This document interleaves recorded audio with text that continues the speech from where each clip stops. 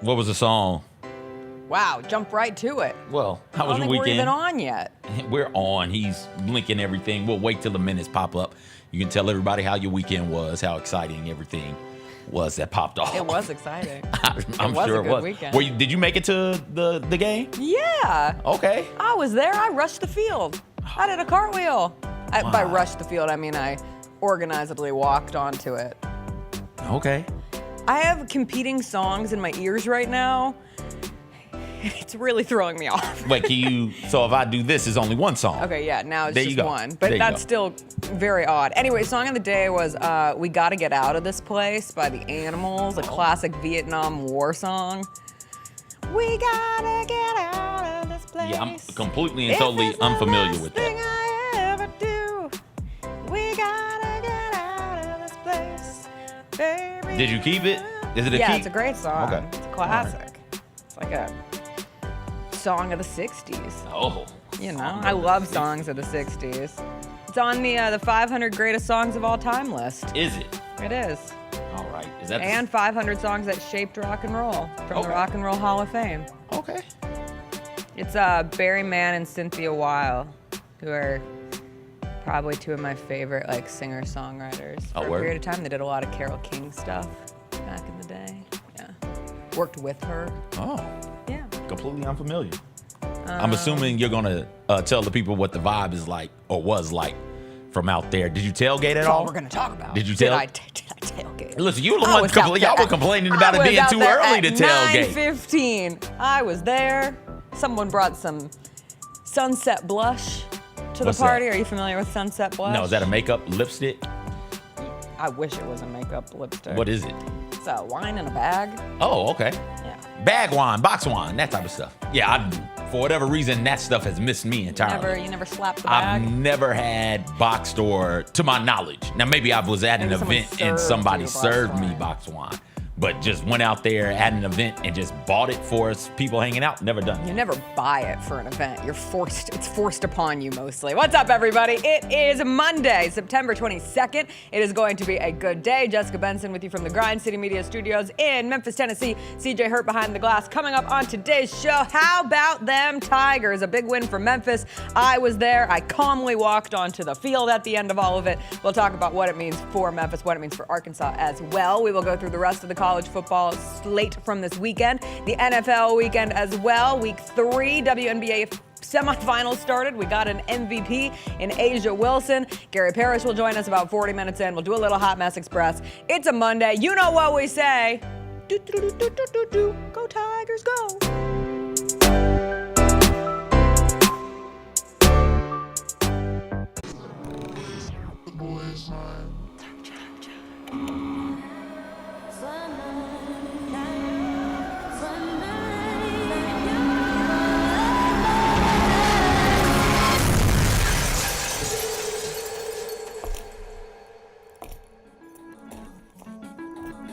You ready? I've been ready. What are we waiting for?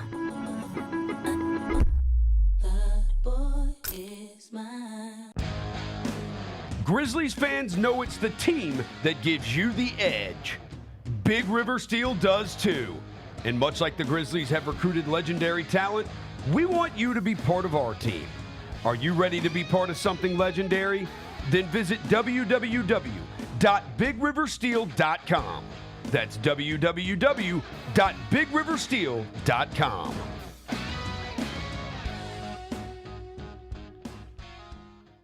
Kroger shoppers and Grizz fans. Want exclusive last-minute discounted ticket deals texted straight to you? Sign up with the new Kroger Buzzer Beater deal. Fans can sign up by texting Grizz to 636-479 or visit your local Kroger store in the Delta Division and scan the QR code. By signing up, you agree to receive recurring automated promotional and personalized marketing text messages from the Memphis Grizzlies. Consent is not a condition of any purchase. Message frequency varies. Message and data rates may apply.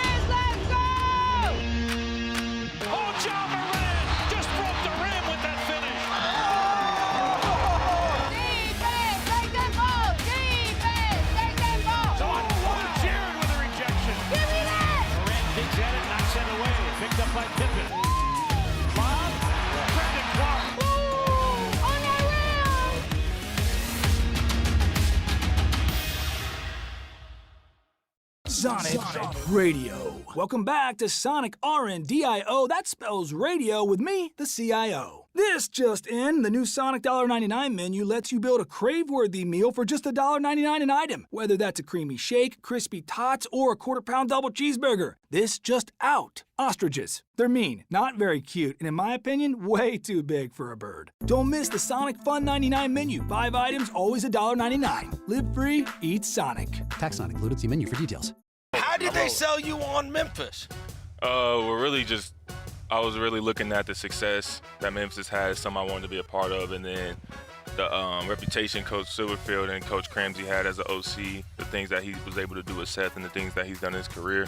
I felt like that's something I wanted to be a part of, and I felt myself being able to excel in his offense. And also, I looked at the weapons around and everybody that I was going to be playing it with. The Chris Vernon Show, live on weekdays at noon on YouTube at Grind City Media and the official Grind City Media app.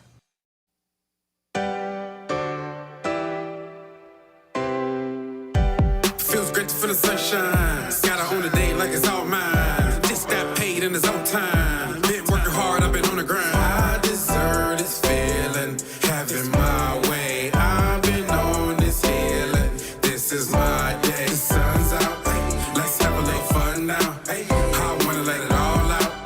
That's what it's all about.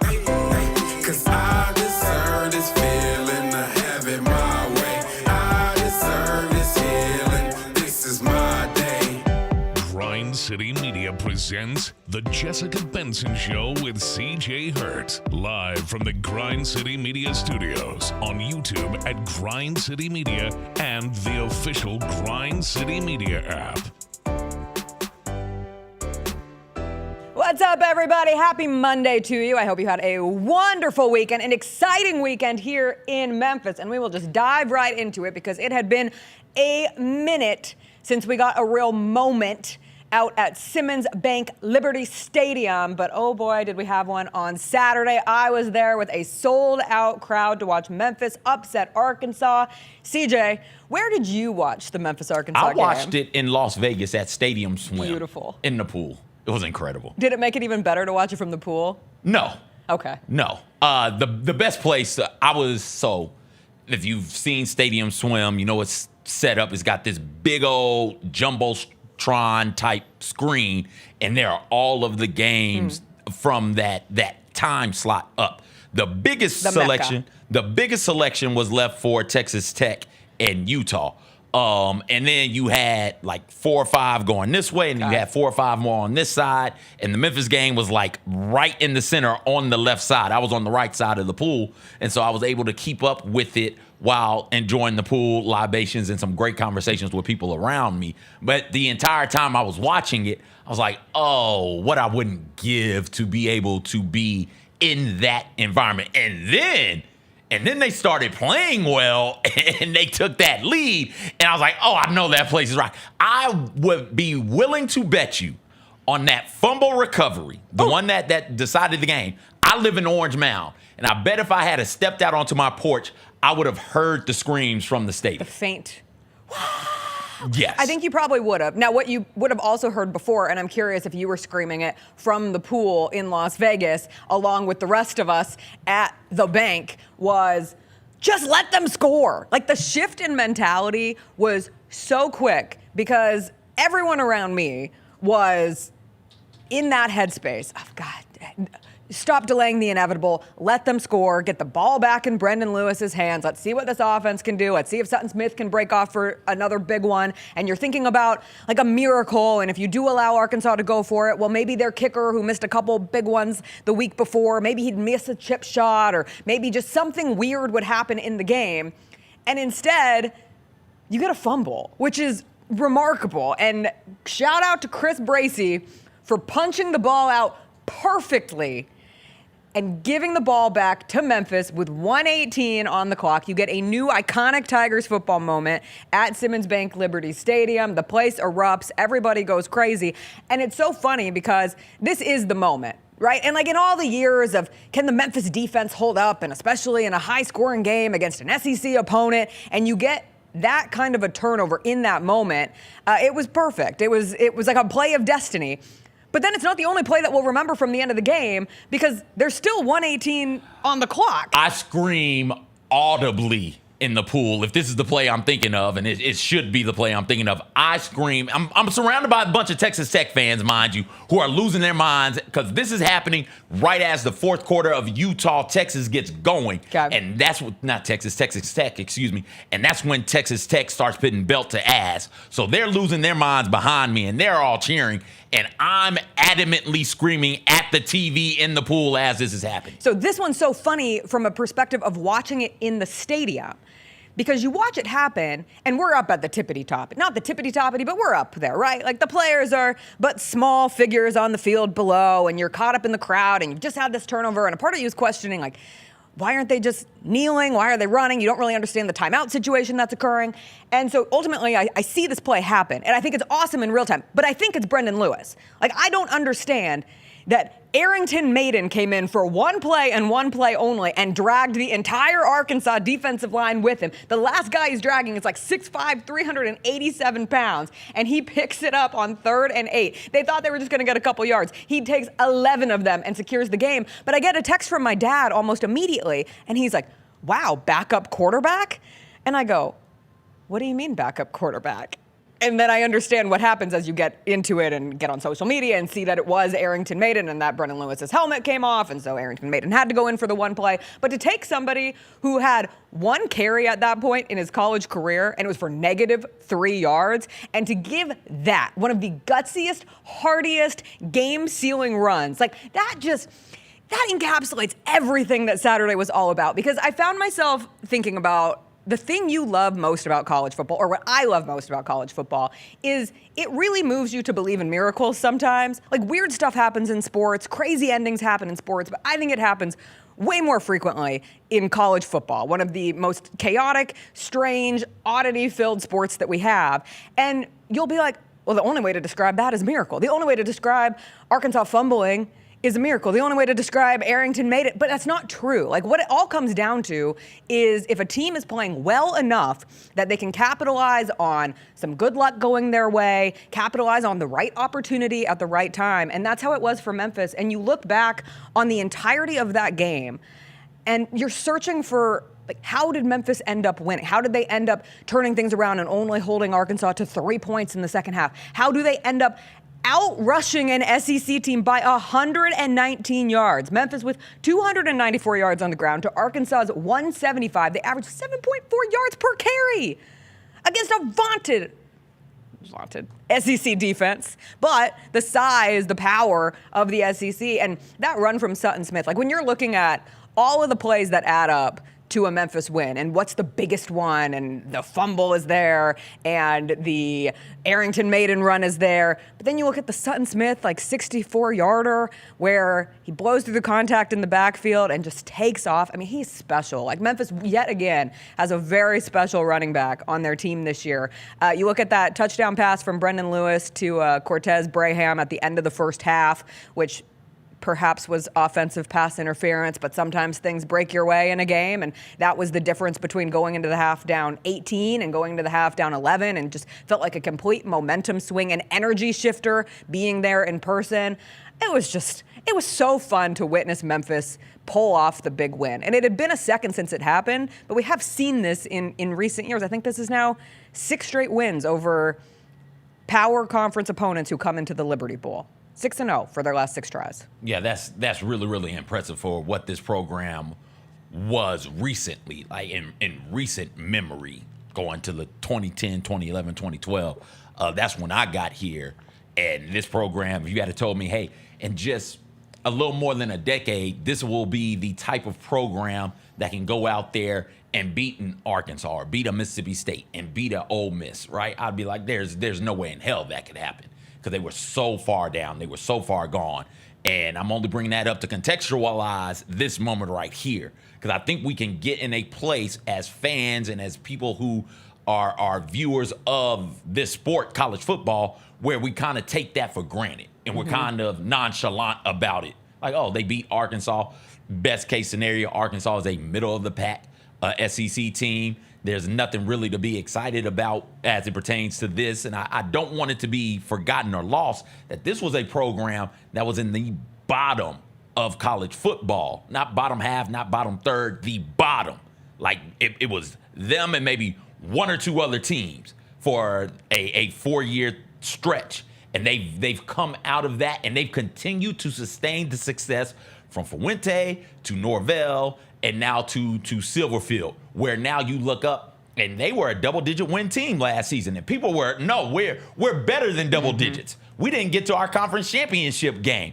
That's unacceptable. The how things change in this sport, it takes a lot of time and a lot of different hands on the program, especially at a program like Memphis where, hey, you get a good coach, Fuente, great coach, really good coach. Somebody bigger with more money is going to come sniffing and take that. All right, well, let's go to Norvell. Great coach. Again, somebody bigger from another program with more money comes and takes that. Then you get Silverfield. And now you're looking around, you hit on not one, not two, but 3 coaches in a row. And I think Silverfield is a hit. He's a hit for my money right now. And you look around, it's holy hell. There are programs who would kill to hit on one of those. One. And Memphis's athletic department under various administrations have hit on 1, 2, 3 of them. And they're out there not only competing against a team like Arkansas, but beating a team like Arkansas. And that's huge for what this program thinks of itself and what the nation thinks of it, and going forward, what the perception is of Memphis football. A win like that does way more good than just the one win in the wins column. I do, when we get a moment, this is all about Memphis right now, as well it should be. When we get a moment, I would like to talk about Arkansas, though. But not right now, not in this moment, because in this moment, it's all about what those Memphis Tigers were doing out there on the football field. There's not many teams, Jessica, who go down the way the Tigers went down and continue to play their style of football without pressing, without being so desperate for a big play that they end up turning the ball over, without making some sort of huge catastrophic mistake to go from down, what were they down, 17? 18 at one point? Yep. To go from down 18 to you look up and now they're down 30. There's not many teams who can stay the course in that way. And in the most desperate of situations on Saturday, Memphis Tigers found a way to do that, and they were rewarded for it with a victory. Yeah, they didn't play a perfect game either. They failed on the little double pass that they tried, ends up getting picked off. They went for an onside kick and failed. Brendan Lewis had some awful balls in the first half of that game. But you want to know what you have in Brendan Lewis? You have an athlete. And when you have an athletic quarterback like that who can pick up yards on the ground and have explosive plays, it changes your ceiling as a football team. Ultimately, for Memphis, like, this is who they are. This is who the Memphis Tigers football team is. This is why there is such frustration locally that time and time again, power conferences have turned their nose up at the University of Memphis and said, you know what? We don't want you. We don't want your FedEx money. And yet all Memphis has done is anytime they've had the opportunity in recent memory to go up against one of those power conference teams, they've won. They've taken care of business. That's fine. We don't care about winning and losing as it pertains to conference realignment. We do care, though, about making money. We love money. We love making money. Love money. I mean, was the crowd decent? Was it a lot of people there? Was there sold out? Now, this was my first time witnessing the construction at Simmons Bank Liberty Stadium, but I thought when I was watching highlights later on in the day, the ABC broadcast did a really great job of showing the crowd side and not the construction side, which is big. So it shows the environment that it was. And we were swept up right in the middle of it. And so that felt very good. You said it was sold out? Sold out. How many people? Reported sellout. Okay. Oh, don't ask me numbers. I'm always bad with the numbers. Lots of people. Okay, so and lots of Memphis fans. I was curious going into it. Would it be like 60-40 Memphis, Arkansas, 70-30? I'd say it was closer to 70-30 than it was 60-40. But that just to contextualize, because again, we don't care about wins and losses when it comes to conference realignment. We care about making money, and one of the ways we make money is selling tickets to these games. If you bring good teams in, Memphis fans come out. Shocking. Breaking news. Shocking news. No disrespect Big to opponent. The vaunted North Texas, whatever the hell they are. We're not going to disrespect North Texas. Memphis, I think, is a little fortunate that North Texas is not on their regular season schedule. Listen, no disrespect to North Texas from what they do I can't on the disrespect football the American field. period today, What they CJ. do I on the know. football field. What is done on the football field You're is taking what's that out. done. We're taking that out. So no disrespect to Tulsa. But can we give the American credit in its totality we right can, now? We can when I finish this thought, because we're not taking what they've done on the We're football just talking field. about money we're just talking and about selling money. seats. So no disrespect to North Texas, no disrespect to South Florida, no disrespect to Tulsa, all of which who are having pretty good years right now Tulane, on the even field. with the loss to Ole Miss No over the disrespect to weekend. any of them. Yes. Those fans and those games don't bring out the Memphis Tigers fans. Those fans also don't travel near as well as what a team from whatever power conference you want to name travels. So in this case, because it's Arkansas, we'll keep it SEC. But this goes for the rest of the power conference versus the non-power conferences, right? So if you're trying to gauge interest in Memphis football, you're doing yourself a disservice if you're pointing to Memphis versus Temple like, aha, there it is. Look, nobody's there. Well, yeah, if you put Temple on anybody's schedule, it would be a low turnout or a lower than normal turnout. You were just in Tuscaloosa for Alabama, Wisconsin, and that is a bad Wisconsin football team right now. And I didn't realize how historical of a bad Wisconsin football team I had the honor of witnessing last week. But it's still a power team, and Correct. you would think that would be a sellout, and you're able to get into that stadium, and it's not a sellout, correct me if I'm wrong, and you're able to get into that stadium $45. for $45. So when you start trying to gauge the interest in the Memphis Tigers program, don't just look at what happens with the average ticket sales, right? Look at games like this, because those are the types of games a power conference would bring in here. It would be if it's Big 12. It would be your Texas Techs. It would be your Utahs. It would be those programs that matter and carry a name. If it was the ACC, it would be a Clemson, a Boston College, a Florida State, a Georgia Tech, and those programs similar to that, Miami, that would carry a name. And Memphis fans would turn out and support that more than they do when Memphis takes on East Carolina or Charlotte. Well, now, unfortunately, back on the the reality is right now, Memphis is in the American. Arkansas is the last big program coming in here this season, and you now turn towards a schedule where if you're Memphis, you have to do one of the most difficult things possible, and that's just win every game ahead. Every single game going forward is arguably the biggest game in Memphis football history. And that can sound slightly hyperbolic because this team, because CJ, at the end of the day, because at the end of the day, a win over Arkansas is something incredible to celebrate. And listen, I'm the person who sat here and said nobody should rush the field if Memphis beats Arkansas. If Memphis beats a middle to bottom of the road. You just got something wrong with you. You just live to be on the field when you're not supposed to be there. You're a trespasser. You're trespassing on the field. I'm sorry, want you to know security that. helped me down onto the field, so I don't think I was trespassing. They were very kind. Nobody had to jump. We were all single file in the line. But as it looked like it was going to happen, I turned to Chris and I go, can we go down on the field? And he was like, of course you can go down on the field. And we booked it down there. And I did come back around on it because we don't have enough excuses to just do fun things in our lives. Like, as you're an adult, you work, you sleep, you eat, you pay the bills, you go on. And how fun is it to end up on the field celebrating with your community, with everyone else who wanted the Tigers to win, and not everyone else, because not everybody went down on the field, which is totally fine. But it was awesome to see the team celebrating in the tunnel, to see Ryan Silverfield. D'Angelo Williams was there. D'Angelo Williams picked up my call as I was trying to get his attention. I called him because I wanted him to turn around, and he's like, Jessica. And I was like, D'Angelo, I didn't expect you to pick up.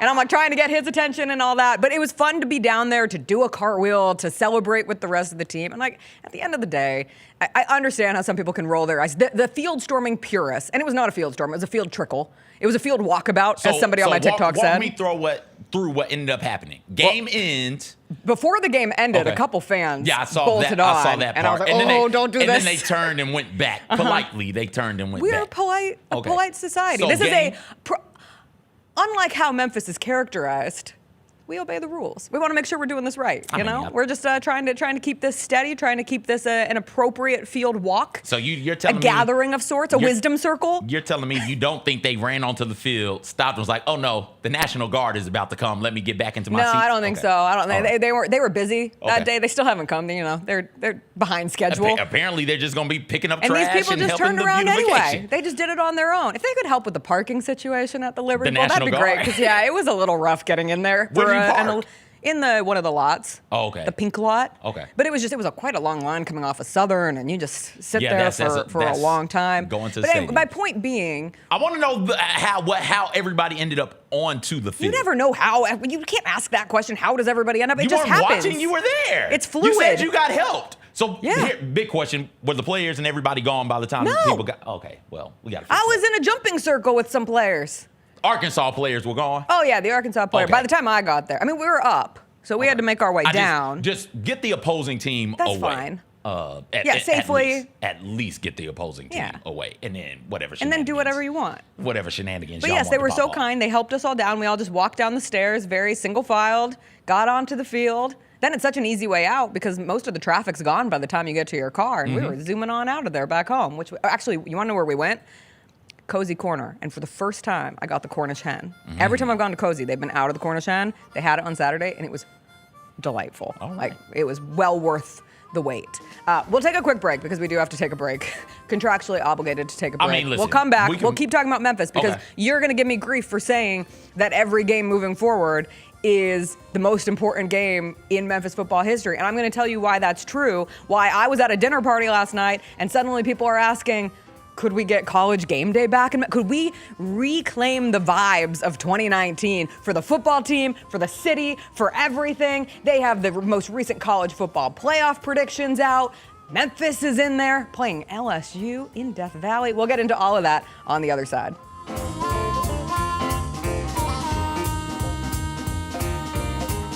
You want to be where you think the University of Memphis belongs. Yeah. Can you imagine what the next step is? I think we're positioned, we're ripe for success. And so what I don't want to do is make an intermediate move if it's not going to position us well. And so my job is to make sure when that opportunity presents itself and the circumstance is right, that Memphis is prepared 100% to take advantage of it. The Gary Parrish Show, live on weekdays at 10 a.m. on YouTube at Grind City Media and the official Grind City Media app.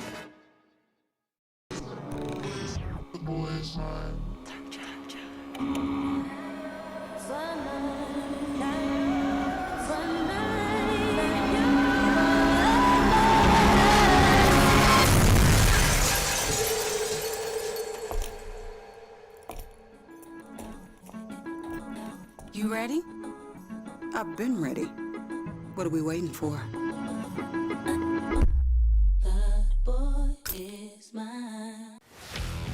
Let's face it, there's a lot of trash talk in basketball, but the great teams let their performance do the talking.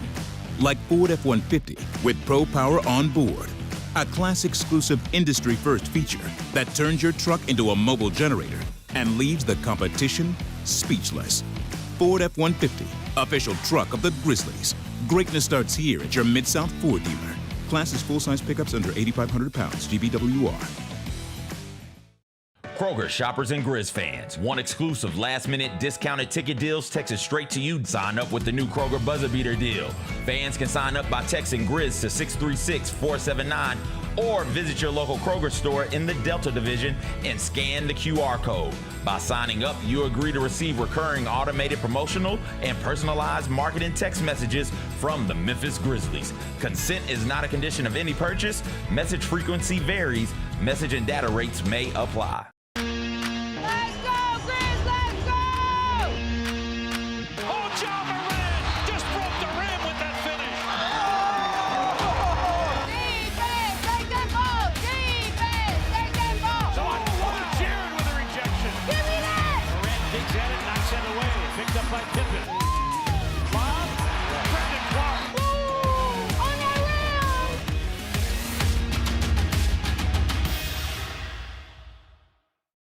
Catch us if you can at Southland Casino Hotel and win your share of up to $1.8 million in free play and prizes. Join us for drawings every Saturday in May, June, and July. Each month, over 900 winners will take home free play or drive off in a new car or motorcycle. Be there for all 6 grand finale drawings and try to catch us if you can, only at Southland Casino Hotel. Must be 21 up. Play responsibly. For help quitting, call 800-522-4700. How did they sell you on Memphis? We're really just, I was really looking at the success that Memphis had, something I wanted to be a part of, and then the reputation Coach Silverfield and Coach Cramsey had as an OC, the things that he was able to do with Seth and the things that he's done in his career. I felt like that's something I wanted to be a part of, and I felt myself being able to excel in his offense. And also, I looked at the weapons around and everybody I was going to be playing it with. The Chris Vernon Show, live on weekdays at noon on YouTube at Grind City Media and the official Grind City Media app.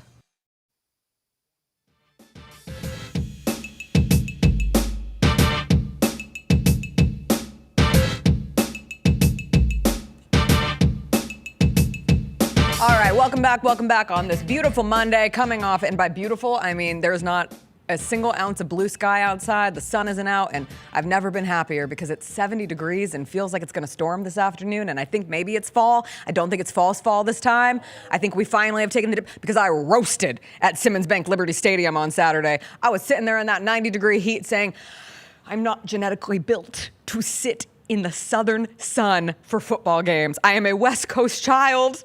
I never had to do this. This is 2 weeks in a row that I'm sweating in places that I did not sweat for the first 16 years of my life. Yes. I did not have you talking about eugenics on my bingo card today. I was also being on the West Coast, which I was. It was also hot as hell there. It's not like there's You're a in Las reprieve. Vegas. You're in the desert. Yeah, it's hot. Yeah, What does Las that Vegas. mean? It's not like I'm actively seeking going to Las Vegas regularly as a child. It's hot there. My point is it was Yes. hot there also. But like in normal places, not the What's desert normal? of Las Vegas is not a normal place. Okay, Las Memphis Vegas isn't is normal?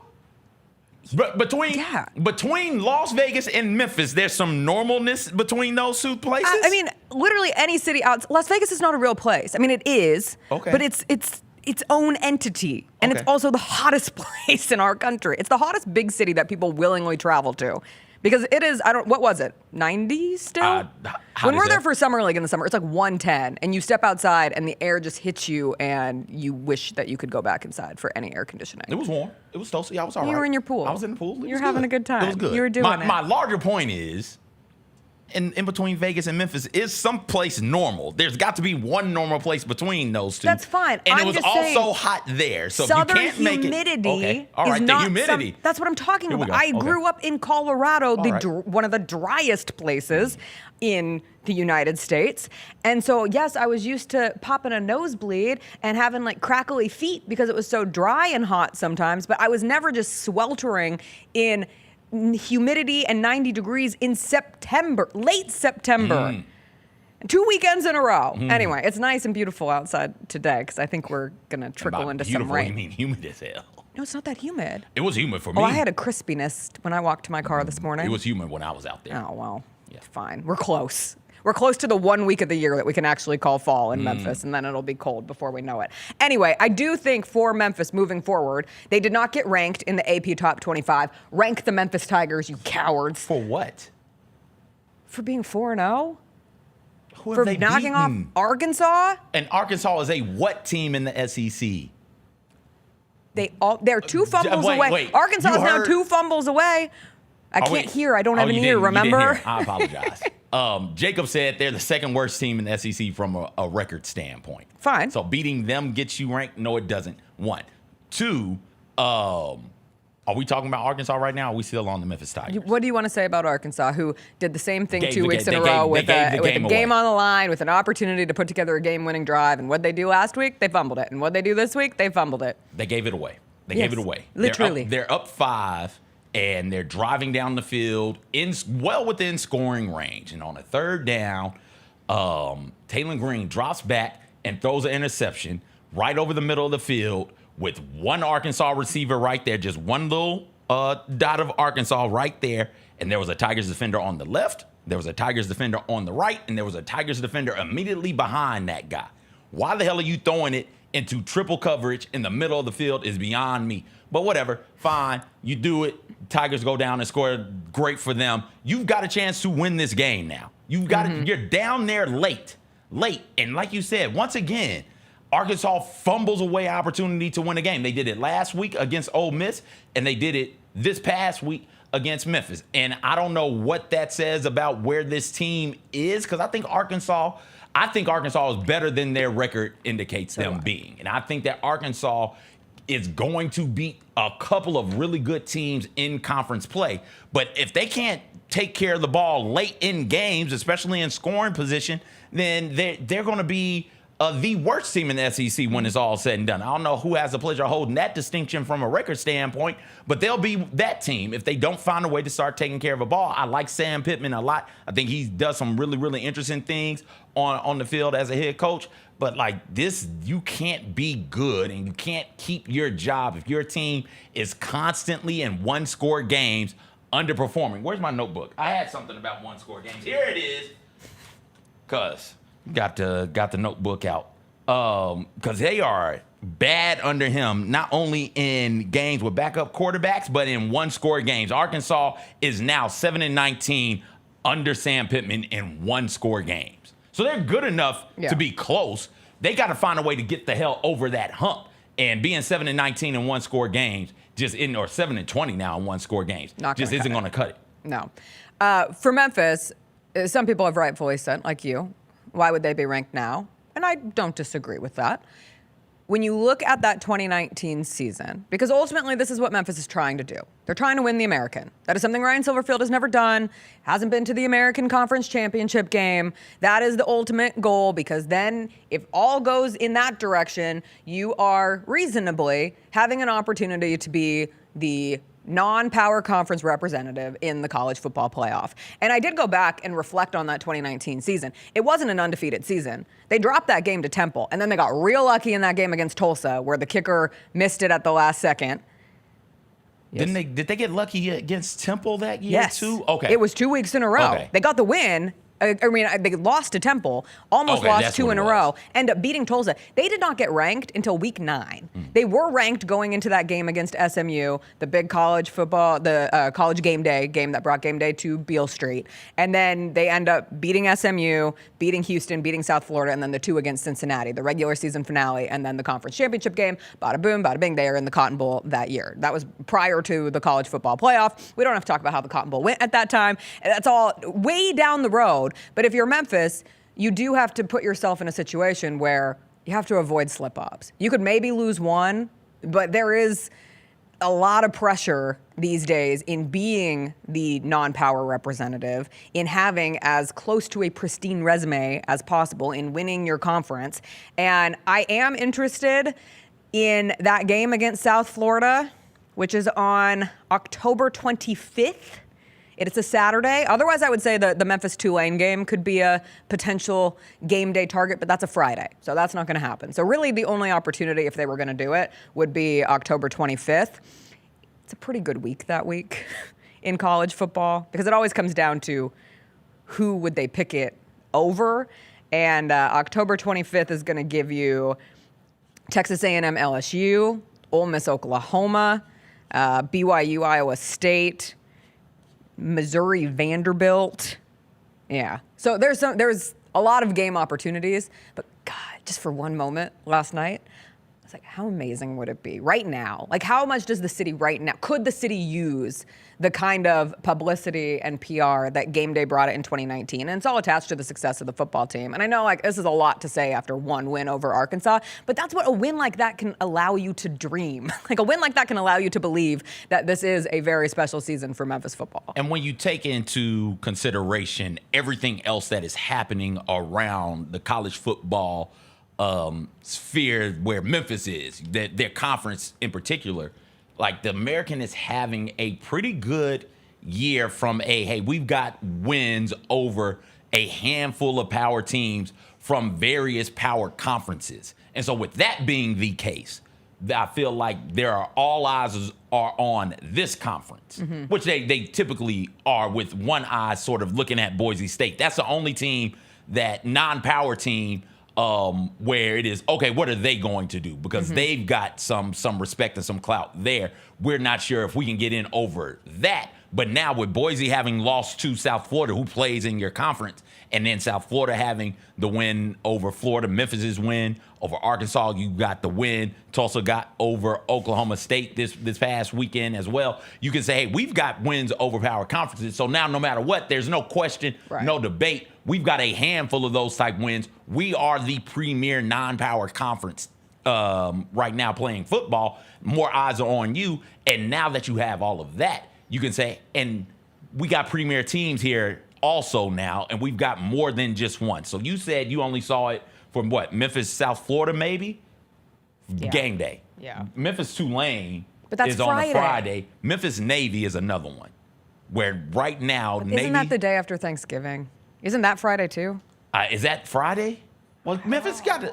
If Memphis wants to get games on game day, they got to play something on Thursday. That's on Thanksgiving. Thursday? That's on. That is on the T-giving. Well, those are premier games right there, right now. As of right now, those 3 games are premier games on the Memphis Tiger football schedule. And if 2 of those games were on a Saturday, game day could look at coming here on Saturday, but they're not.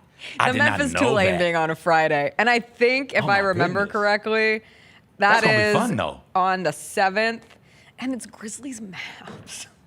Nationally, such a bummer. Nationally, the national, if everything holds and teams don't just completely fall off of a cliff, and those teams are only losing to one another, that the college football eyeballs will be on those games and the college football eyeballs are way more on Memphis with a win over Arkansas. Yes, and that would mean after one of those games getting wins, Memphis could jump up into the rankings. The rankings matter some, but for now that we've got a semi-legit playoff, what matters most is winning your conference. And so if Memphis goes out there and slips up against Tulane, as long as they get to the conference championship game and win the American, they're going to be the team that represents the non-power conferences in the playoffs. It sucks that they're not getting game day here, but get to the playoffs, and that's what really matters. Are you saying they control their own destiny? Are you saying it's I'm saying one game at a time? As much as a team or as an individual can control destiny, which isn't a lot, Memphis absolutely can. So it's a good place to be just on. Win your football game. Monday, September 22nd. We'll take a quick break here. We'll come back. Gary Parrish is going to join us on the other side. We'll get his takes on Memphis's win over Arkansas still ahead. We'll go through the rest of the college football happening, some NFL action from week 3. WNBA semifinal started. It was a busy weekend. We'll get into all that when we come back.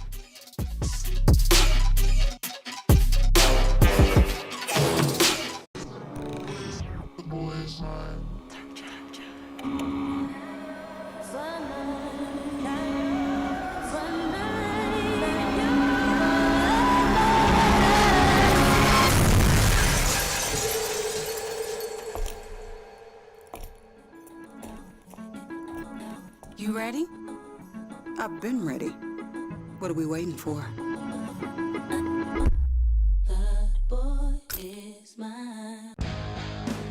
Grizzlies fans know it's the team that gives you the edge. Big River Steel does too. And much like the Grizzlies have recruited legendary talent, we want you to be part of our team. Are you ready to be part of something legendary? Then visit www.bigriversteel.com. That's www.bigriversteel.com.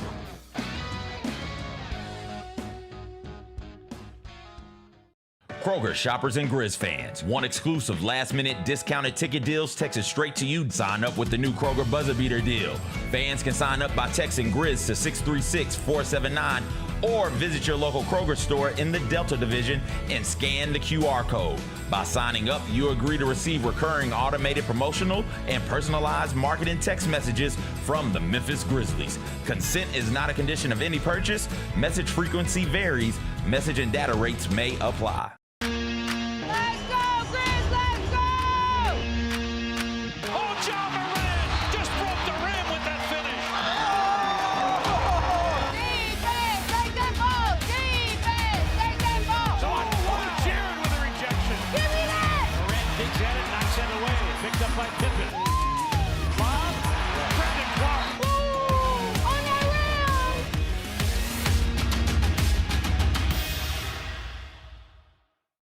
Catch us if you can at Southland Casino Hotel and win your share of up to $1.8 million in free play and prizes. Join us for drawings every Saturday in May, June, and July.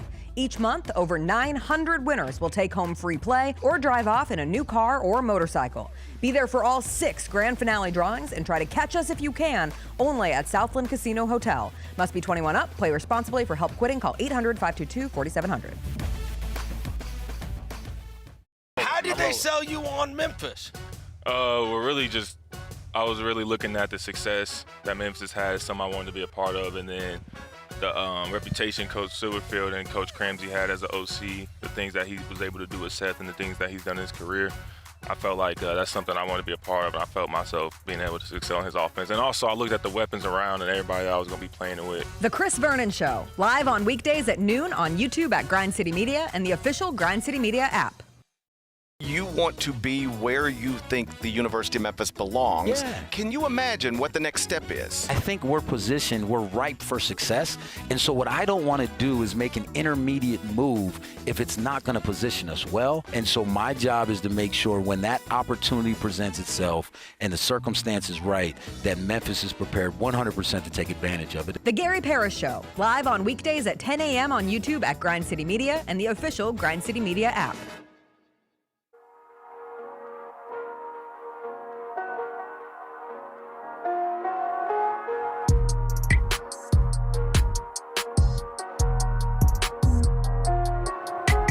Welcome back. It's Monday. That means it's time to catch up with Gary Parrish, host of The Gary Parrish Show. Weekday mornings at 10 a.m. on Grind City Media. He joins us every Monday. He joins us now. GP, it's always a more fun Monday when you get to celebrate a Memphis win over Arkansas. I think that's true. Where did you watch the Hogs go down?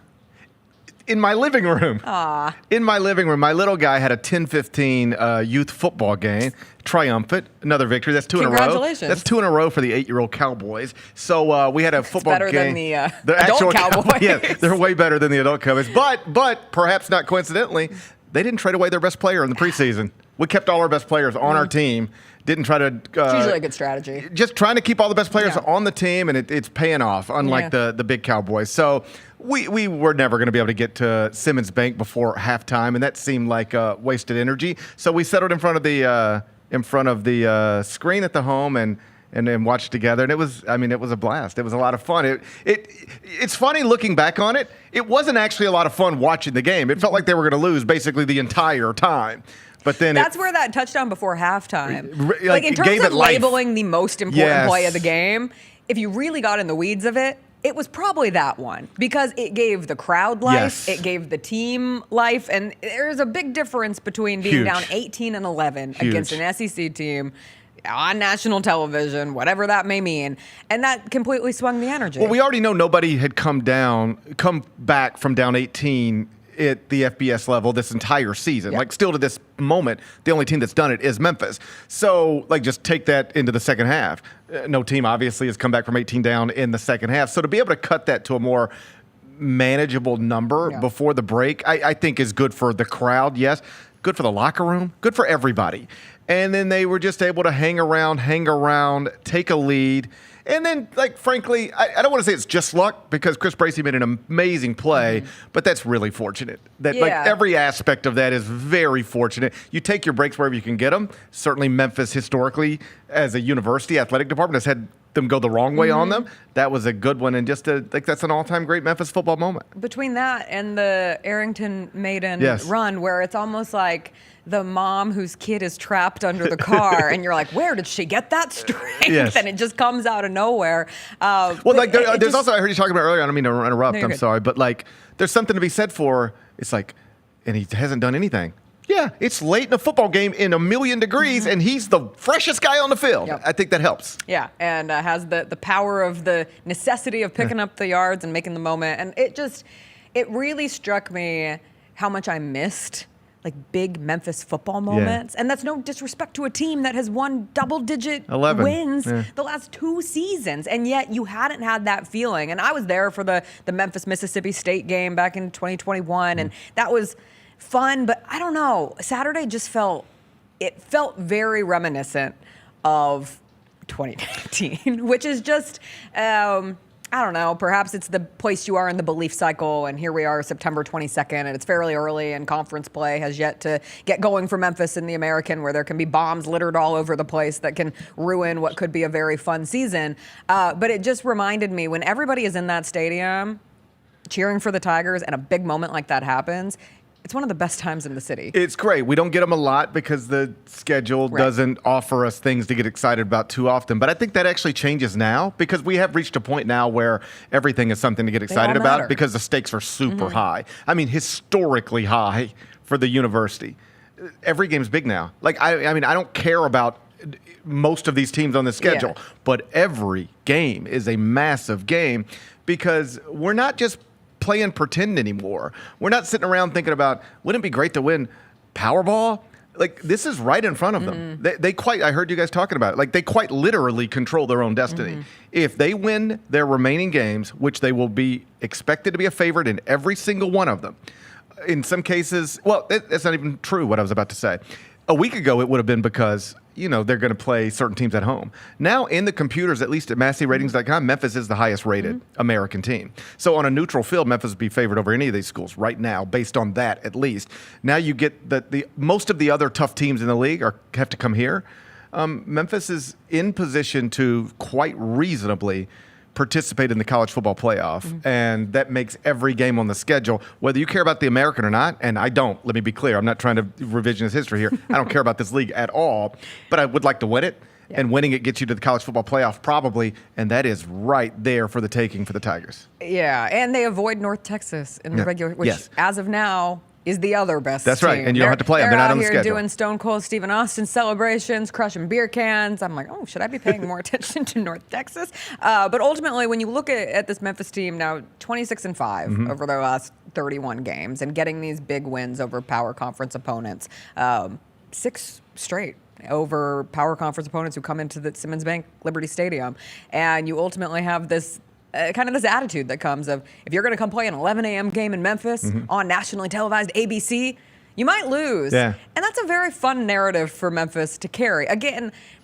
thus far, it hasn't been enough. It's not like the Big 12 has looked at ABC games at 11 a.m. and said, oh, you know what? That's the needle mover that we need to accept Memphis along with all the money in the world from FedEx, or the ACC hasn't come calling. But in the meantime, it's all Memphis can do, which I know sometimes there's a frustration in that. Like, what more can you do? But to Memphis's credit, they have shown up in that area. Now, obviously, they have to win the American. That's the next big kind of undeclared victory left in this conference. And I think they know that. I think Ryan Silverfield will tell you that. I think Ryan would tell you, very proud of what we've done. The record is the record. Historically, it is incredible relative to what this program has achieved. But have I done enough? No. Do I need to do more? Yes, and that is the plan going forward. The truth is, this is the best funded football program in the American, but it is sitting here under its current coach with 0 conference championships. That needs to change. And again, we're not telling secrets here. Ryan will tell you that needs to change. Dr. Scott will tell you that needs to change. What I'm telling you is that we might be on the verge of that changing. It certainly feels like it right now. And as it pertains to the Big 12 or anywhere else, I do think we've kind of settled into a place now where it is what it is, but it's not what it is because nobody's doing anything. We know they're working. We know they put together a compelling package that other people believe the Big 12 should have accepted. The Big 12 didn't for a variety of reasons, but the Memphis athletic department, I think, is in an encouraging spot. And the truth is, here's my opinion now, right now on this day. Here's what I think Memphis, the entire athletic department, the fan base, everybody should be doing. Trying to overwhelm this league in men's basketball and football primarily. Try to stay nationally relevant in both sports and wait for 2030 when ACC schools are going to get out of there to go to the SEC, Big Ten, perhaps both in some combination. And that's your next opening. And I really do believe that is the most reasonable hope that has been attached to Memphis in a long time as it pertains to conference affiliation, because in the Big 12 you are largely asking schools that don't look like you, that don't operate like you, and don't have real history with you to accept you into their club. They don't want to do it. They've made that clear. The ACC club there's schools over there that are your buddies that you used to live next door to that have been in a conference with you before. And I think not all of them, but some of them are going to be much more willing to bring you in when they're looking for replacements, particularly if your football program is still running and operating at the level at which it's operating right now. These are your former Big 12 buddies don't want you there. Yeah. Houston doesn't want to get back with you. Yeah. UCF doesn't want to get back with you. But even them, I think it's more than them. I think it's just broadly speaking, the Big 12 looks at Memphis and says, we don't want that. I could give you a variety of reasons. Yeah. I mean, I think it's academic reputation. I think it is the stadium. That stadium is going to be nicer than it's ever been soon. It's still going to be what it is. You know, I think it's very underrated for tailgating. Truly, as someone who showed up there at 9:15 in the morning on Saturday, it was a pretty darn good tailgating experience. And I know it's never going to hit a peak because it's not on campus. And so there's not the connectivity that you get when I was in Tuscaloosa 2 weeks ago. And you have people trailing out of the fraternity houses and the sorority houses and gathering on the quad and around the stadium and everywhere. And there's the bars that you go to. Yeah. So it's different. But I will say from someone who is critical on tailgating opportunities, I was very impressed. Tiger Lane presents really solid opportunities for good tailgates. It's not Tuscaloosa. It's not Oxford. It's not most places. It's not those things. We don't have to lie to each other. Yeah. But what do you really need to have a good time on a Saturday afternoon? Friends, drinks and food, and a tent, some shade. Please. A mist machine would probably be nice, and a compelling sporting event that draws your attention. And you can get all of that right now at Tiger Lane. I've been out there earlier this season, had a blast. I'll be back later this season, expect to have a blast again. How do you feel now that Bennett Doyle has emerged as kind of like the face of Memphis football? I think it's hilarious that Bennett Doyle is the face of Memphis football. Perfect face. I mean, who could ask for anything more? Like if I had to pick a face for Memphis football, I'm picking Bennett's face. Put the camo hat back on and let this man thrive. Let him cook. I'm happy for him. He deserves it. He deserves it. I texted him on Thursday night after we sort of stumbled into it. For the backstory for people who, because I had 8-year-old baseball yesterday, and we were over in Marion, Arkansas, and you see a lot. It is interesting. Yeah. Saw a lot more people like in Memphis hats and Memphis shirts. Like that starts to happen. And a handful of times, like somebody came over and be like, "Oh, Mr. Prediction," because I made this prediction on Vernon's show, just over the top. Yeah. And I was just playing around. We were just playing around based on Bennett was the lead to the Memphis football social media video after the Troy game. So I was like, look, man, let's try to get back on this thing again. And I sort of threw it on him on Thursday, and he went through it. And it was funny and whatever. But I texted him on Thursday night. I was like, hey, be prepared to set the stage one last time tomorrow. I'm just going to turn it over to you, and let's go. Let's turn this into a little thing. And he came in with 2 pages. Yeah. I watched him print them out and practice. And he even got with Kyra, and he was like, I need, or Jalen. Video cue here. He was like, I need to be covered. So like, I need B-roll. Like he produced a whole segment, like actual. I know he's the producer. He doesn't usually produce it that way. And he brought in props. He brought in grill tools. He created his own B-roll. He wrote his own script. He made that hog sound. I don't even know if that's the sound you make when you're going hog hunting. But I liked it. I think when you go hog hunting, you probably be quieter. When Memphis tweeted out that video, I was like, this is fantastic. It's so good. So I'm happy for him. We're going to try to do it again. That's two straight weeks. Not we, I don't want to take his shine. Okay. 2 straight weeks, Bennett Doyle, has been prominently featured Memphis football social media. We're going for 3. Do it again. 100%. We've already got the B-roll. We just need a new script. I feel like we can get this done. No, we know what works now. We know what works. We just got to keep doing it.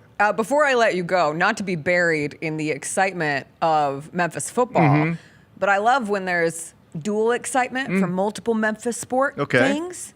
And people might have missed, Cedric Coward threw out the first pitch at the Memphis Redbirds game on Saturday. Unfortunately, it's an afternoon game. Would have been really tough to get from the Memphis football game to the Grizzlies day at the Redbirds.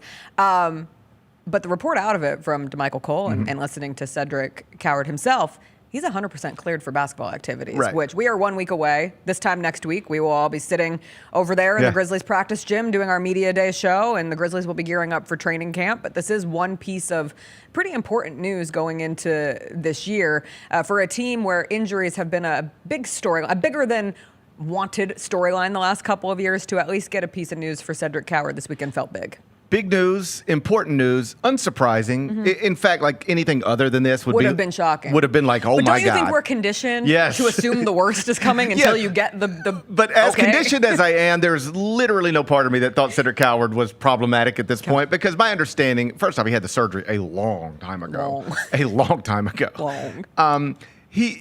My understanding was even for Summer League, which was many months ago, like he could have played then. They were just being extra cautious because it wasn't like he was having problems with his shoulder. I don't even know if this is a shoulder exercise. It wasn't any of this basketball stuff. It was like if you go up for a layup or a dunk and somebody grabs your arm and really jerks it back, then that could be some problem. It would be like not a natural basketball thing, but something that could happen in a basketball game. That's what they were concerned about. And so, again, unsurprising that he's ready to go, but encouraging, and you double it with, I think, what is widely accepted encouraging news connected to Jaren. Like, everything I've heard. Everything points. We do not have official word, but everything points that he should be. I haven't even heard ahead of schedule. You know what I've heard? On way schedule. ahead of schedule. Yeah. No, way ahead of schedule. Yeah. That's the way it was phrased I've to me. just continuously heard that.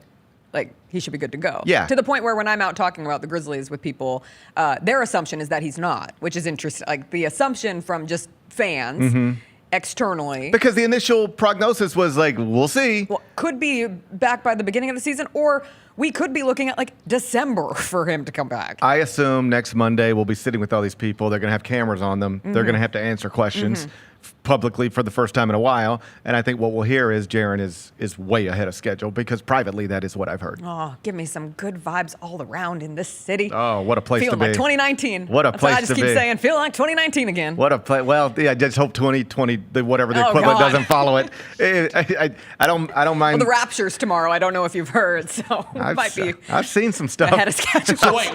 It's real? I've seen some stuff that makes me think it might not be too far around the corner. I got on Rapture Talk this weekend, and it was a place to be. So the Raptor, they're going to come and take all of those people away? I don't know. Who will sit here on Wednesday? It'll be us. We're not getting raptured. Probably not. Yeah, nobody on this desk and We're in not this levitating. booth is going to be. Yeah, How many Raptures have you lived through? I don't know, but I'm ready. I think two. Two come to my mind. There was the one on 2012. New Year's Eve. Okay. That was 2012, right? 2012, we were supposed to be 2012 was the big one. raptured. And there was one when I was in high school, because I remember I was in Lewiston, Idaho, and I was like, please, God, don't let this end in Lewiston, Idaho. we had Y2K, but I don't. That wasn't a rapture. That was a apocalyptic grid well, breakdown. how many apocalyptic events were supposed to Okay, happen fine. that we We're including lived those. through? Okay, So we're Y2K. gonna include I will them. say I think I'm ready. Okay. I think I'm ready for it. Of all the people, I would expect you to have that response. Like I You say, think you know I'm ready. what? Let's do just it. end this. Hey, let's do it. I got too much. I got to see part 2 of the Wicked movie. So if we could at least make it till then, because the last trailer comes out on Wednesday, and I just would really like to. I can always find something else to be excited for. I got to see if Memphis beats all these American teams and makes it to the college football playoff. Or do the Grizzlies overperform expectations this season? Let me be clear. I'm happy to stay here for a while. Okay. Broadly speaking, I'm having a good time. Got to be clear in these times. You don't want miss signals here. I have my ups and downs like anybody else, but broadly speaking, I'm having a good time. I'm just saying, if it comes to it, I'm ready. Okay. I've had enough. You know what? I'm just kidding. You're but proud like, to not control your own It is. destiny. It's just so crazy. Like the world's crazy right now, and it can just be like, man, turn the TV off. You know? Okay, Kendrick. Just turn the TV off. It's getting a little wild out there. Wait, this is the like Christian rapture, right? I really don't know the details. I don't understand how it works. In order for the I play rapture- golf on Sunday mornings. I don't go to service, so I don't know how this stuff But works. like in order My for church didn't talk about it. In order for the rapture to happen, the Antichrist has to come and be put in a position of power. Oh, wow. So Is that if this is what's the going on, Christian then? one, Unclear. and the rapture is because I think it's the evangelicals or some group of them that are saying that. So if the rapture comes Tuesday, where was the Antichrist part at? Like, where was the Antichrist put into Yeah, power? I'm not. Well, we'll find out. I'm not trying to get kicked off Yeah, the me air. neither. So Not I at don't all. know how that works. Gary, and it's too exciting of a Monday. Come on. This is a great day for Memphis. I'm excited. for the city. Did I suggest otherwise? I meant to say I'm excited. Yeah. I'm You want to excited. stick around. Yeah, I want I to stick think around. so. I want to be clear. I want to stick around. All right, so let's live through tomorrow then. I don't even know what you are talking about. Is the Rapture supposed to be tomorrow? Yeah. Wow. Oh, you missed this? Who would have told me? talk. Who would have told me about this? You're in the weirdest corners of the internet. For all the things for you to miss, this one I missed the shocks Rapture. me. I don't even know. You come in with the most bizarre things that I'm like, how did you find this? I find some stuff. And the fact that this one eluded you. I mean, I don't even know the Rapture. I guess I haven't been paying attention Well, close enough. Pay more attention. Well, I'm looking forward to it. You would have really been surprised. I wish you would have. I wish you would have surprised me. Shame on you for ruining the Rapture for me. You're always telling me like not to ruin the end of movies. I spoiled the Rapture. You tell me like don't spoil movies, and I'm like I spoiled told you the to Rapture. watch The Leftovers. It could have really prepared you for this moment. I'm ready. Now's the time. If you haven't watched The I Leftovers, think I am now's prepared. The time. I think I All shaved right, this we have morning. so much I to get to. shaved. I'm ready. Let's go. Go get ready with Bennett. Gary- Find out what he's going to do Gary the rest comes of the in way. on Wednesday and there's no producer and he's like, "Yo, where's Bennett at?" I can't believe they Coward took. gets in his ears like, "Oh, Is that Bennett's the thing? been raptured." They're gonna take Bennett, but not me. Bennett's gone. They're gonna take Bennett, but not me. Bennett's such a good soul.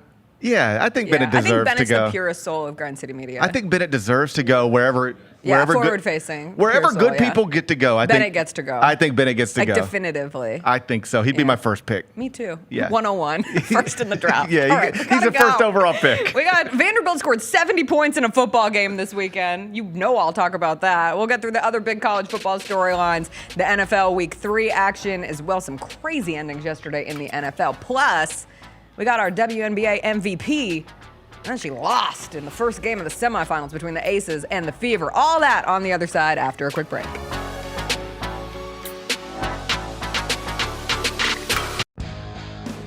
Grizzlies fans know it's the team that gives you the edge.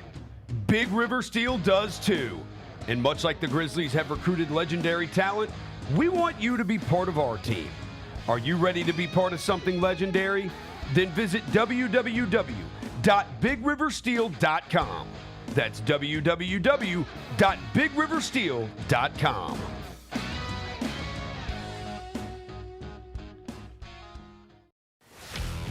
Let's face it, there's a lot of trash talk in basketball, but the great teams let their performance do the talking.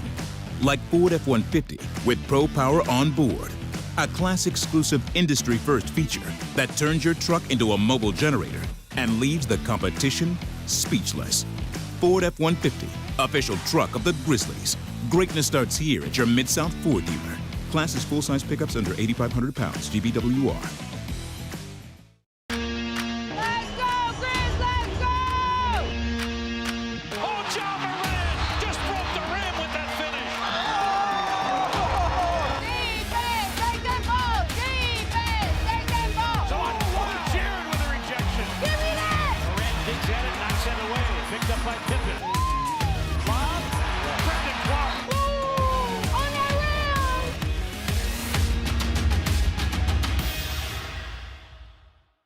Sonic Radio. Welcome back to Sonic RNDIO. That spells radio with me, the CIO. This just in, the new Sonic $1.99 menu lets you build a crave-worthy meal for just $1.99 an item. Whether that's a creamy shake, crispy tots, or a quarter-pound double cheeseburger. This just out. Ostriches. They're mean, not very cute, and in my opinion, way too big for a bird. Don't miss the Sonic Fun 99 menu. 5 items, always $1.99. Live free, eat Sonic. Tax not included. See menu for details.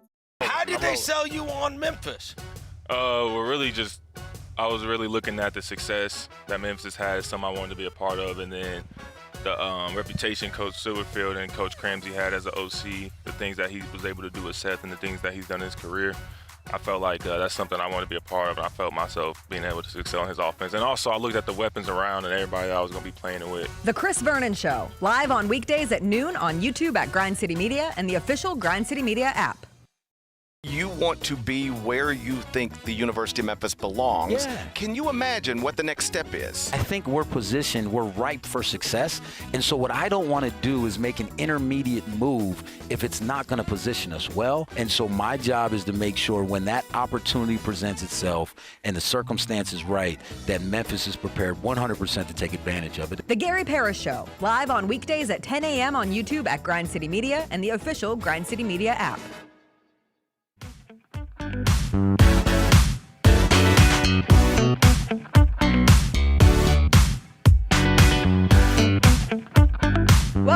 Welcome back. All right, we got a lot to get through from the weekend because the Memphis-Arkansas game was not the only game that happened in college football. We'll start with college football. Some huge numbers got put up this weekend. And yeah, I joked going into the break, but Vanderbilt was one of them. Vanderbilt scored 70 points on Georgia State. And I saw the wildest stat that it was Vanderbilt's first time scoring 70 points since 1918. And I found myself down this rabbit hole of the great debated Tennessee-Vanderbilt game of 1918 that Tennessee fans claim never happened and Vanderbilt fans claim absolutely did happen. But both rosters, both coaching staffs were ravaged by World War I and the Spanish flu. So they lost a lot of people either to the war or to the flu. And Vanderbilt's quarterback going into the season was supposed to be this guy, Irby Rabbit Curry. How's that for a name? Irby Rabbit Curry. But then he enlisted and he was killed in an aerial attack in France. But they used a bunch of different quarterbacks and they still put up 70 plus on Tennessee. Oh, I mean, that makes sense. You weren't able to, you probably did all this game prep for the Rabbit, and the Rabbit wasn't out there, and Vanderbilt changed the offense entirely. And then you couple that with the loss of the defensive end to the Spanish flu that season, and you lost your coach went to war too. Not your coaches at war, not your starting or your not only your starting cornerback and your second cornerback, but you lost the next two because of the war. They went off, so like Tennessee was hobbled. It was crazy. Makes sense. Some of our games of the weekend: Indiana just crushed Illinois, 63-10. Statement win for the Hoosiers. Most points ever scored by a Big Ten team against an AP top 10 opponent. Illinois should not have been a top 10 opponent when we talk about rankings, but they are what they are, and they were number 9, and they got slaughtered. Indiana had a punt, block, scoop, and score, and then they proceeded to score on 7 straight drives. Not just scored touchdowns on 7 straight possessions, and 5 of them were 65 yards or longer. Indiana outgained Illinois 579-161. It was all Indiana, just dominated all 3 phases. Surprising domination, CJ, you mentioned the Texas Tech-Utah game being on the main screen at Stadium Swim. Your Money Matters reminder of the week, because all week going into this game, all I heard was how Utah had the best offensive line in college football, and Kyle Whittingham has said Utah always notoriously good on the line, solid offensive lines the last couple of years. Kyle Whittingham said this was the best one that he had had. How do you solve that? You pay $5 million for a really good defensive line, and that's what Texas Tech flexed on Utah late in that game. Yeah, that's a game that just got away from Utah late. That's a back-and-forth game. Well, not back-and-forth. That's a close game, a 10-point game going into the fourth quarter. And Utah, for all the good things that Whittingham has done as head coach at Utah, offensively, if you get them behind double digits, there's nothing they can do. Mm-hmm.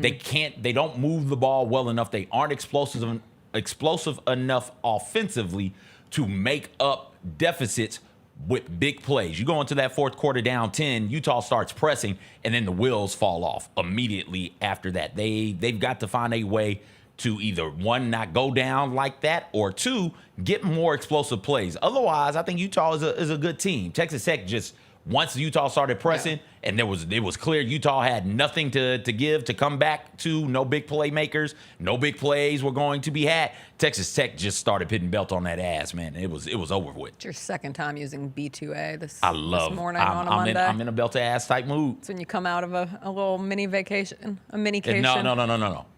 There was no vacation had. That's not a vacation. A trip. Oh yeah. Well, we can call it a out of town trip. There was no real rest or real time for a lot of enjoyment either. We weren't there long. Yeah. We were there less than 40 hours. So we were there and we came back. I feel that. So often people are like, you went on a trip. And I'm like, no, I went on a weekend excursion where I had 0 moments of rest and went. And then next thing I knew, I was back and prepping for a show on Monday. Other college games mentioned, Ole Miss beat Tulane pretty handedly. That Chambliss is going to be really hard to not have him continue to be the starter at Ole Miss going forward. The Oklahoma-Auburn game involved some serious controversy. The SEC admitting after the game that Oklahoma's first touchdown should not have counted. It was an unfair tactic play where the Oklahoma receiver that you'll be able to see here pretended to head to the sidelines, but he ultimately ends up staying on the field, and he's going to catch a wide open pass in the end zone as a result of all of this. You can't use the sub process to deceive an opponent. That is a rule in college football. And it resulted in this pretty darn easy touchdown for the Sooners. And the SEC had to release a statement saying that the officiating crew didn't properly interpret the action as a hideout tactic. They also said that appropriate accountability will be applied without additional comment. I always hate things like this. Like, nothing happens. It's not like Auburn's going to get money. It's not like if we're staring down a college football playoff argument at the end of the year, you're going to remember, oh, you know what? Oklahoma had a touchdown earlier in that game that should not have counted and may have attributed to them beating Auburn. Same thing happened with the, not the same thing, but like the Colorado State game a few weeks ago. Remember when I showed you that highlight from the end? Northern Colorado was playing Colorado State, and it was clearly like a touchdown from Northern Colorado. Gets wiped off, and they lose the game. And nothing happens. Like, sometimes that's frustrating to me in college football. Like, sure, a little statement comes out, oops, there was a mistake, but it doesn't mean anything. At the end of the day, the win stays, the loss stays.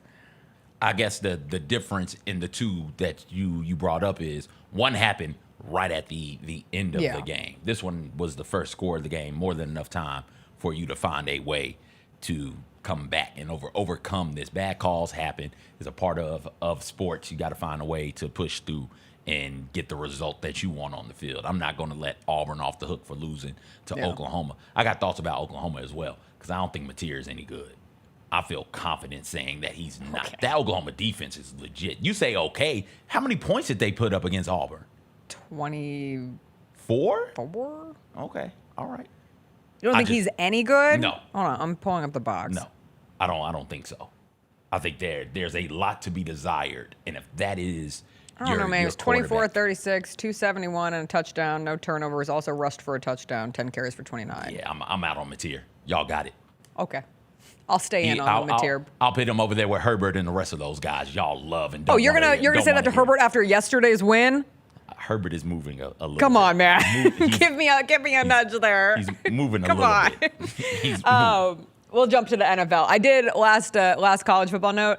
That USC-Michigan State game ended up ending at 1:55 Central Time. I woke up at 1:30 to go to the bathroom because I fell asleep. We had a wedding shower Saturday night, long day at the Memphis game, wedding shower. Watched about a half of the first quarter of Memphis-Michigan State when I got home, or USC-Michigan State when I got home. Closed my eyes, fall asleep. I wake up at 1:30. I turn to Chris. I go, "Did USC win?" And he goes, "That game is still on." I said, "Oh, no." They had a really long injury timeout because the Michigan State player had a scary injury, which I guess he's okay, thank goodness. But was there a weather delay also? Because the game was delayed. Okay. I don't think so. All of that was just a late, injury? long game. All right, NFL. You were not able to watch most of the NFL action yesterday, I would assume, as you traveled back from Las Vegas. Sunday ended with a dud in that Chiefs-Giants game where Russell Wilson could not throw a red zone touchdown to save his life. But we do now live in a world where we don't have to figure out how to discuss an 0-3 Chiefs teams because they do get the win over the Giants yesterday. The rest of the day yesterday was super weird. 7 games decided in the last 3 minutes, which is the most games like that in one day since the 1970 merger. We do have 6 teams that are 3-0 through week 3, which is always an important stat because if you're 3-0 through week 3, your odds of making the playoffs skyrocket. It's something like 86% of teams who have started 3-0 have made the playoffs since they expanded the playoffs. So you have the Chargers, the Bills, the Eagles, the Niners, the Colts, and the Bucks. I want to start with the Colts only because that means we get to start with the Titans.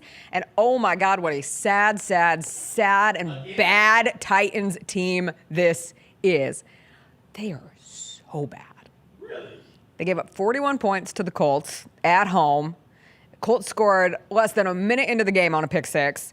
They did finally have to punt this season, so congratulations, Titans, for forcing the Colts to do something they had not done, which was to punt. The game ended with the home fans booing, with calls for Brian Callahan to get fired.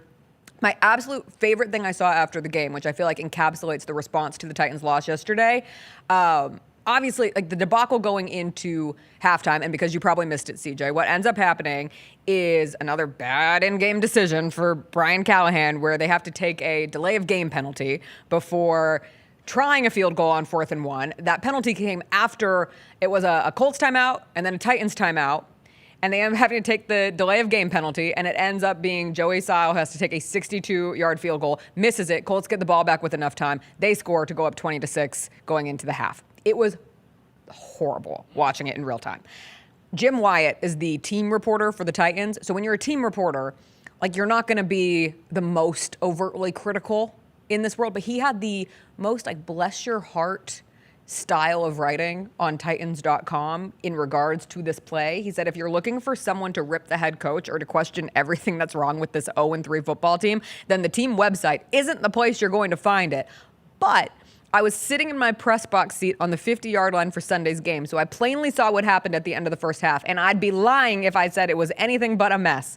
The Titans, down 17-6 at the time, seemed content with going into halftime with a long field goal attempt, but they botched that by being indecisive, which ultimately resulted in a timeout, a delay of game, and then a missed field goal. If I'm doing a 6 things that stood out from the game, it would be irresponsible not to mention this sequence because it's impossible to ignore. Making matters worse, Colts got the ball, they score. It was the low light of a bad day, and it absolutely was.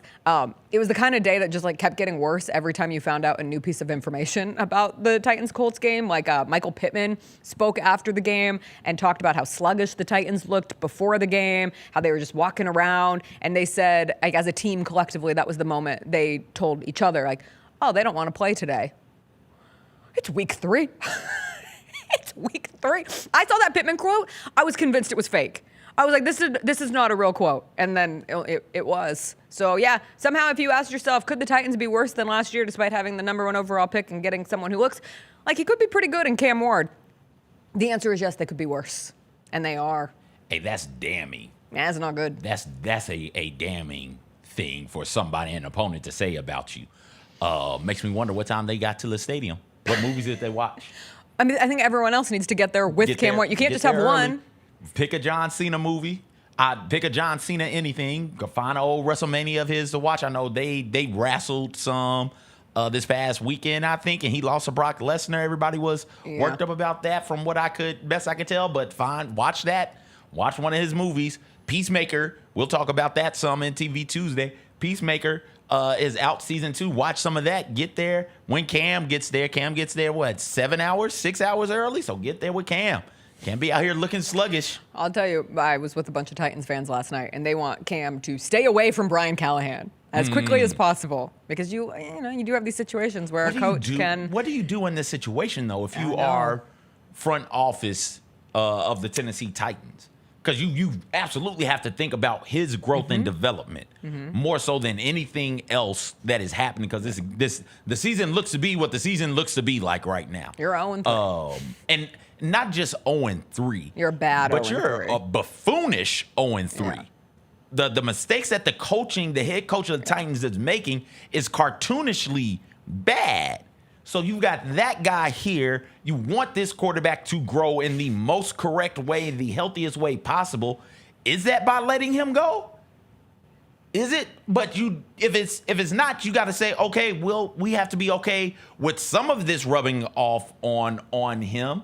I saw somebody make the joke yesterday, like, I want to give my sincerest apologies to Will Levis because maybe you weren't as bad as it got. And I said, I think that might be a step but it is true. I mean, a bad situation can amplify problems with a rookie quarterback or a young quarterback and can lead to more problems with said quarterback. Like, I'm not trying to put, please don't. I'm not trying to put Cam Ward and Daniel Jones in the same box because I think Cam Ward's ceiling is infinitely higher than a Daniel Jones. But Daniel Jones has looked real damn good for the Colts through these first couple of weeks of the season. And you want to know what he was in? A bad situation in New York early in his career that catapulted him into being in the mockery standpoint of a quarterback versus a functioning quarterback. So you don't want that for Cam Ward if you're the Titans. They're in a tricky little spot. On the complete opposite side of that spectrum, the Eagles-Rams game yesterday was awesome. You missed a fantastic game that ended with just an electric blocked kick and Jordan Davis returned for a touchdown. The man is 300 pounds and he was running over 18 miles per hour. And Sports Illustrated's Next Gen Stats said it's the fastest speed ever recorded by a 300-plus pound player as a ball carrier. Watching that happen in real time, like he's just rumbling down the field, nothing makes you kick your feet more than just a big dude running at a ridiculous fast speed for the size of human that he is. But it was 2 blocked field goals the Eagles blocked 2 Rams field goals. Curdy was blocked twice in the fourth quarter. Like, the Rams should have won that game. The Eagles came back. They scored 26 unanswered points. Like, their offense was inept in the first half. And then they remembered that when they have to throw the ball, they can throw the ball. And they have one of the best receivers in all of the NFL in A.J. Brown, who was very excited to be touching the ball. And he's so good. Like, he's so good. Watching him, he had some big plays, but then there were a couple just like shake off defender plays down the sideline, picks up some additional yards. Like, they can't take him down. He's so shifty. He's so strong. Between him, Devontae Smith, both of them get going. Jalen Hurts ended up with a really nice game. The Eagles are so frustratingly good. And it's crazy that you could watch that same team, the first half of that Eagles team, where you're like, oh no, like this is your Super Bowl defending champions? And then you're like, oh yeah. They have everything. They're good defensively. They can run the football. They got a really good offensive line that does great work in the run game and in the passing game. You've got a competent quarterback who can also make plays with his legs, and you've got 3 incredibly dynamic playmakers who you can throw the ball to, right? So you can throw the ball to A.J. Brown. You can throw it to Devontae Smith. You also hit Saquon coming out of the backfield, and all of them can get you yards after the catch. A.J. Brown and Saquon, particularly. Devontae Smith is going to take the top off of defenses, find his way behind the coverage because he's just so fast, just so shifty off of the line. And so he puts pressure on them in that sort of a way. And so now you're like, okay, we'll just keep everything in front of us. Well, boom, you throw it to A.J. Brown. A.J.'s not going down first contact. You throw it to Saquon. Saquon's going to make 1 or 2 people miss as well. And that gets you big chunk plays on top of what they're able to do in the run game. This Eagles team feels like it is legit right now. Wildest outcome of the weekend, Packers lost to the Browns. They lost 13-10. Browns scored all of their points in the last 4 minutes of that game. Jordan Love threw a really bad pick, up 10-3. That led to the Quinshon Judkins touchdown run for the Browns. Packers still should have won the game. They had a field goal blocked, which gave the Browns great field position. It was just one of those, like, I can't believe the Packers lost this game kind of deal. But the Browns have a good defense, and their rookies have played really well. Judkins has been good. That Fannin, the tight end, has been really solid for them, too. They're not as bad as they have been, and it did not necessarily surprise me that the Browns won that game, but it was one of those things that just makes you say, oh, the Packers, those Packers that everyone was so quickly dubbing the representative of the NFC in the Super Bowl this year just lost to the Browns. Hey, those losses are going to happen. Yeah, I still believe in this 17-game Packers season. team. I do also. In that division, we'll see what happens tonight. It's a huge game tonight for both the Ravens and the Lions. But you look at that division, I know the Bengals just got shellacked, but they'll probably fall apart. But right now they're 2-1. Steelers 2-1, and the Steelers look good. I think we all still believe in the Ravens. If you're the Browns, like, you're looking up at the Steelers and the Ravens, once again, you got to find ways to string together wins, and I'm just not sure if they can do that consistently enough. The defense is good. That offense does leave things to still be desired, both in big play making and being consistent on drives and keeping the ball away from opposing teams' offenses. So we'll see. Chargers beat the Broncos. Chargers are 3-0. All 3 wins coming against the AFC West. Did have another bad weekend for Achilles. It was a real tough Achilles weekend. Najee Harris tore his Achilles for the Chargers yesterday. The Syracuse quarterback tore his Achilles on Saturday. Welcome to the club. Achilles Warriors on Facebook. Press the invite. We'll let you in quickly. Chargers have looked really good. And then a lot of people will focus on the Bears win over the Cowboys, but really it's just an example that anyone can look good going up against this Cowboys defense right now. Like, do you have a quarterback who needs to get fixed? Might I suggest playing the Cowboys, and suddenly he will look electric. Caleb Williams was awesome yesterday, but more a testament to how poor the Cowboys defense is. They can't cover anybody. No. And when you can't cover, you can mask a lot of issues in coverage if you can go out there and get pressure on the opposing team's quarterback and wreak havoc in the backfield. And they don't have anybody who can do that right now. They drafted a guy. He was doing that. And they decided, we're not going to pay this guy. And now they're being exposed for what they are and how valuable and how important he was and how he is as he continues to play for the Packers and is showing up and showing out week in and week out for them. This Cowboys team is going to have to flat out outscore people. And as good as this offense is, I'm not sure if they're going to be capable of doing that. those were the biggest stories in the NFL. We also had a wild Sunday in the WNBA, which started with Shams Charania at like 6 a.m. breaking the MVP news that A'ja Wilson did win MVP in the W this season. Her 4th MVP award, first ever WNBA player to win 4 MVPs. Across the W and the NBA, she is one of 4 players under the age of 30 to win 4 MVPs. It is her, it is Bill Russell, it is Kareem, and it is LeBron James.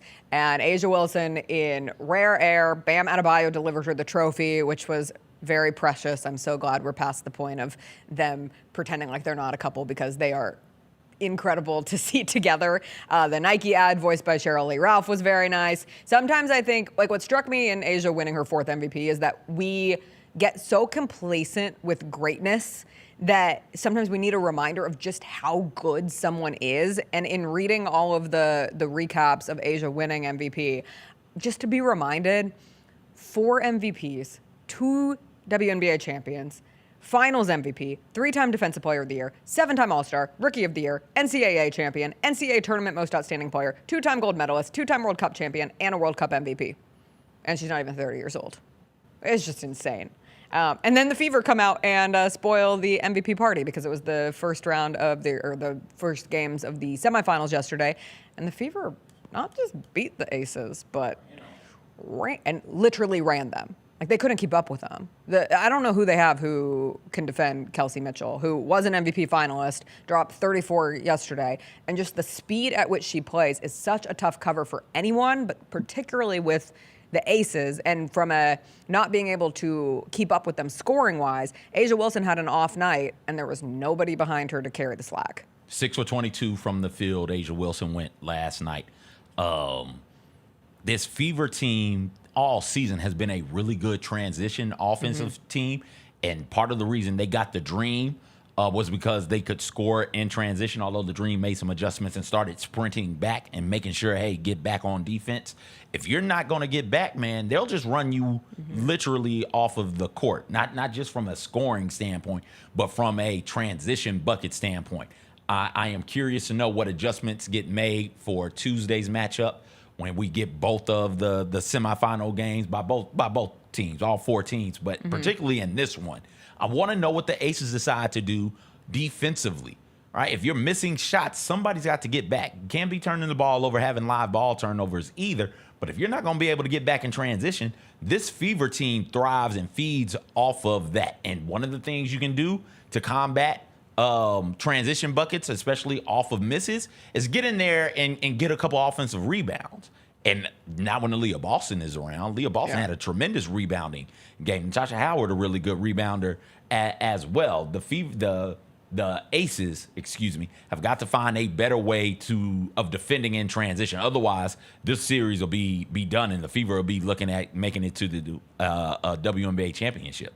Yeah, we will see those games continue, like CJ said, tomorrow. The Lynx beat the Mercury 82-69 in the later game of the evening. Let's do just a couple Hot Mess Expresses as we get out of here and into the rest of our Monday, starting with North Carolina and Bill Belichick continue to have a very bad time this season. North Carolina now 2-2 after a loss to UCF. That is UCF, not Central Florida, as Bill Belichick learned this past week. And UCF with the troll job on the social media post where they recreated the Bill Belichick, Jordan Hudson beach photo shoot with their little mascot holding up the win for Central Florida, for UCF, I'm sorry. UNC against P4 competition this year, 0-2, and it's lost by a combined margin of 82-23.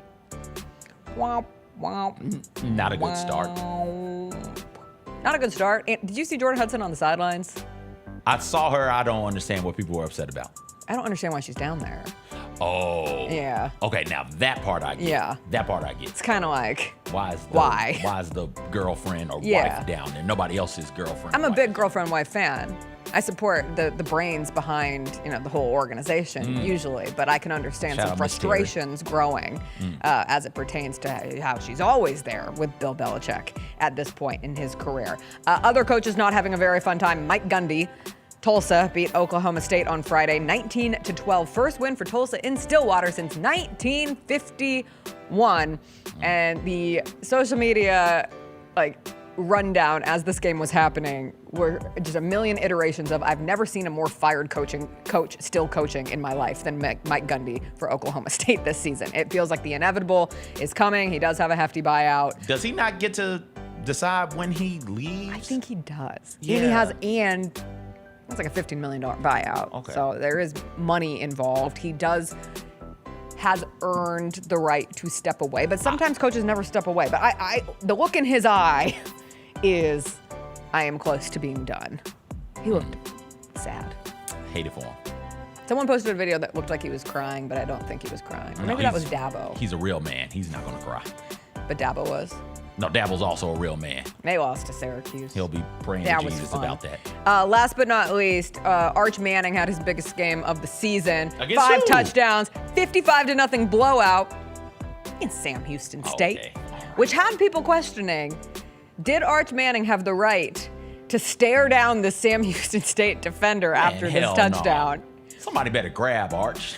Somebody What's needs to he grab the doing? Texas social media department who said Arch Aura after this. And everyone was like, do you know who you are playing? Are you familiar with who you're playing at this point in time? And he's had some bad times. He's had a bad day. Do you get the Athletic college football newsletter? No. They have like a Manning of the Week stat. And it's any other Manning versus Arch Manning, essentially. And finally, Arch Manning won Manning of the Week. You know, it took this long for him to get his first Manning of the Week award. Finally, CJ sent baby stroller mile record set. And before we leave, I need to know what this is. A dude with a baby put that baby in a stroller and ran for a mile. Set the record for a mile run by a dude with a baby in the stroller, or a person with a baby in the stroller. So yeah, the baby slept the whole time. It was 4.5 minutes. So he's just out here getting after it with the baby in the stroller, just running, just going around the track. Everybody cheering him on. Nobody waking the baby up though. And he crosses it right here, just under 4.5 minutes. He runs faster with a baby than I do. Yeah, way faster. Which, almost 3 times faster. I was gonna say, let's Almost be clear. at least 3 times I faster. have never sniffed anything under a 7:30, okay? I was real Really? proud. Oh yeah, I'm slow. Okay. I've always been slow. I used to. My short little legs. I used to get close to under 5. I could get long legs. I think my I can record get like was 5:15. All right, used to be 7:18. Okay. But I had, for all my friends would snap 7, and I would be so embarrassed. And I had some who snapped 6. I don't think any of my friends ever did 5. That's pretty impressive. Wow. All right. Happy Monday, everybody. I hope you have a great start to your week. We'll be back tomorrow. We are less than a week away from, or exactly a week away, I should say. Well, the show's over, so now. Yeah, less than a week away till we'll have our big media day show. Yeah, but that show doesn't start till 9:30. You know, Oh, like well, we get it's to not. sleep in a little You keep bit. talking, All right, it'll keep be talking. 10 o'clock. We keep talking. We'll be close to Grizzlies training camp. Mike Wallace will join us tomorrow. We'll prepare ourselves for some of the biggest storylines going into camp, and we'll have that big Monday Night Football game tonight as well. Have a wonderful rest of your day. We'll see you then. Bye.